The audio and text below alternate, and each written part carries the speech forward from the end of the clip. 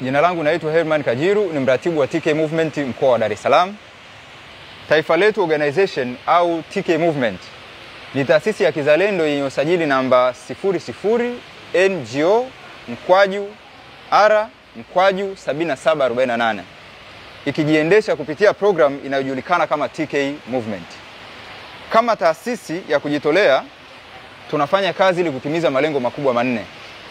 Lengo la kwanza ni kuleta mapinduzi ya kifikra. Lengo la pili ni kuleta mapinduzi ya kiuchumi.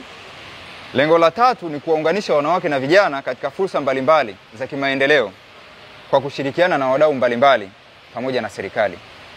Lakini lengo kubwa la nne ni kuyasema kwa jamii yale mazuri yote yanayofanywa na serikali ya Jamhuri ya Muungano wa Tanzania bila kufungamana na itikadi yoyote. Lengo la kuwaita hapa wakati huu na mahali hapa ni nini? Lengo kubwa ni kulitambulisha na kuwaeleza juu ya uzinduzi wa jukwaa la uchumi wa kijani katika mkoa wa Dar es Salaam, ambalo tumelipatia jina la Ilala ya Kijani, litakalofanyika tarehe 12 na tarehe 13 mwezi wa 4, yani Aprili 2025, katika viwanja vya shule ya msingi Chanika iliyopo wilaya ya Ilala. Jukwaa hili litakuwa na vipengele vikubwa vinne. Kipengele cha kwanza ni jukwaa lenyewe. Tunasema jukwaa la uchumi wa kijani.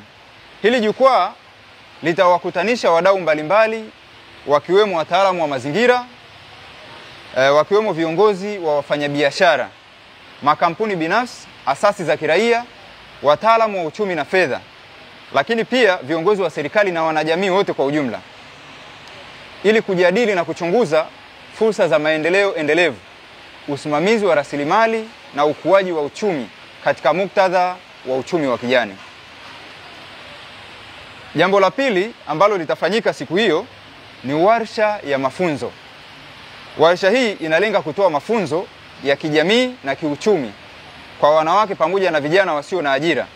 Mafunzo haya yatatoa maarifa ya vitendo kuhusu ujasiriamali, usimamizi wa athari na hatari za kifedha, uhuru wa kifedha, lakini pia bima katika sekta ya kilimo. Na jambo la tatu ambalo ni kipengele kitakachofanyika siku hiyo ni uzinduzi wa mifumo ya boda ya kijani, yani kwa kizungu tunasema border to the greenland, kutoka kwa wadau mbalimbali. Ni muhimu sana kila Mtanzania kujua namna nzuri ya kuzipata fursa zinazopatikana katika uchumi wa kijani. Mabadiliko ya tabia nchi na mapinduzi ya shughuli za uchumi huwa yanatengeneza mianya ya shughuli zingine mpya ama fursa za kimafanikio kulingana na mwelekeo wa ulimwengu.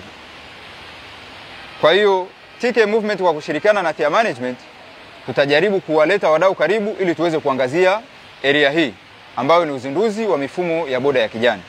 Lakini pia jambo la 4 na la mwisho tutakalolifanya siku hiyo ni matembezi ya amani. Tunasema peace walk. Tutakuwa na matembezi ya amani, tutatangaza vizuri na kueleza watu kwamba yataanzia wapi na yataishia wapi. Lakini kimsingi ni kwamba yataishia katika viwanja vya shule ya msingi Chanika, ambako ndiko tukio hili kubwa la uzinduzi wa jukwaa la uchumi wa kijani kwa mkoa wa Dar es Salaam litakapofanyika. Kwa kifupi, sisi kama TK Movement pamoja na TIA Management tunaliratibu na kufungua milango kwa kila mmoja ili aweze kunufaika na jukwaa hili la uchumi wa kijani.